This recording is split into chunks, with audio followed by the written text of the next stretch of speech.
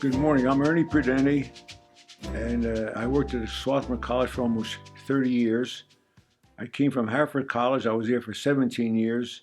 And the reason I came to Swarthmore was because three of my mentors all were Swarthmore grads, and they would say to me, "What the heck are you doing at Hartford College?" They didn't like Hartford College because they were Swarthmore men. My high school coach was a All-American football player here, Allie Cornog. So I went to see Allie, and he took me down to Friends Central. And the headmaster was a football player here. He had polio. And then I met the football coach. His name was Frank Fitz. And he played football for Swarthmore College, and he went on to play for the Chicago Bears. That's how good he was. He was my basketball and football coach. So it was great. So those three guys were my mentors. And so when I had a chance to come to Swarthmore College, I did. Not that I wasn't happy at Hartford, I was. They treated me fine. But I came here, and I love Swarthmore College. Swarthmore College was my second home. And I was really fortunate because I did what I like to do. And it was really a wonderful experience to coach and work these years at Swarthmore College. It was a pleasure.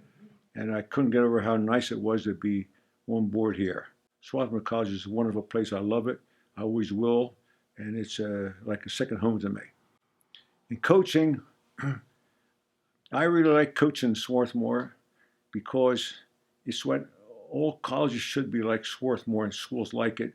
Because you go to college, you get an education. You don't go there to play football or basketball. You go to learn something. And we had a lot of good boys. We didn't win all the games. No, we had games where we lost a lot more than we won.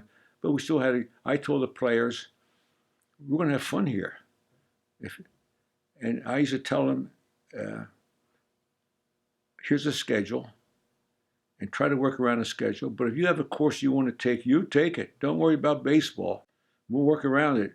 You come to college to get an education, take courses you want. Don't take courses because you're going to get good grades. Take courses because that's what you want to do. Do it. And I had juked the schedule of players around because of guys taking classes and stuff like that. But that's just the way it is. Well, I let the kids play. When I had a good team, 4 kids, I didn't give them any signs. They had free reign to do what they wanted to do on the bases. The guys could run, and we had speed. Like Eddie Green, we had a guy by the name of Chris Nolan. I think he stole like 40 bases. He'd get on first base, it was like a triple. He'd steal second, steal third. So I had this guy, he was on that team too, a guy by the name of Joe D'Angelo. That guy, you couldn't hit him. Coaches told me, if you pitch Joe, we're not coming. I don't know why you couldn't hit the ball. No one could hit him. So we'd get to the 7th inning, I put Joe in, and we win the game. He won like 9 games for us that year, 10 games. Well, the 85 team was probably one of the best teams we ever had here in any sport. Those guys could play baseball. They were outstanding. They all came together. Eddie Green was probably the best baseball player I ever had.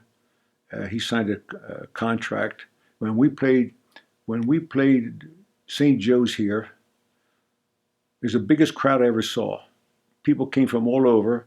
They had maybe 20, 30 scouts here, radar guns all over the place.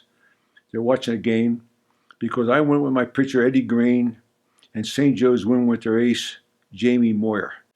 Jamie Moyer pitched in the big leagues for over 20 years. He won 20-some games lots of times. He was a player. We played him that day. We were ahead of them, and they beat us 5-3. And then we went to play in the NCAA. We went to play 2 teams that won national champs, and we're right with them. That's how good we were. And that was a great season. But then the problem is, all those guys graduate. I came here, I was a line coach in football. I was the head basketball coach and the head baseball coach.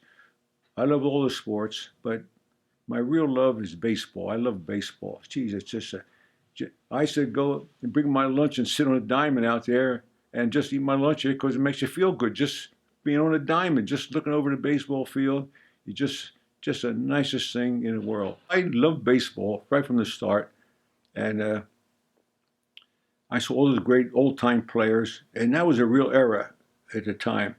Well, my idol was Joe DiMaggio. Yeah, I used to go watch them play.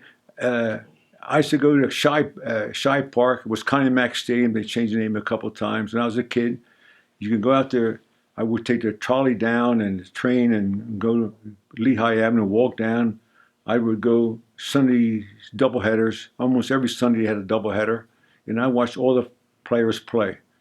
And I bring a lunch with me, and I sit out in the bleachers. It cost 50 cents to get in. And I watch the game.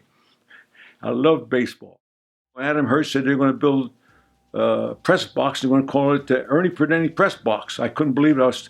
First time in my life I was lost for words. I couldn't believe they're going to put a building here with my name on it. And so this Saturday I'm coming back, and I can't be more pleased. And my family's just coming. My wife is still with me after 59 years, and she's still around. And all my kids are here. 3 of my 4 kids are coming. So I'm very thrilled. And it was a pleasure and to be associated with Swarthmore College.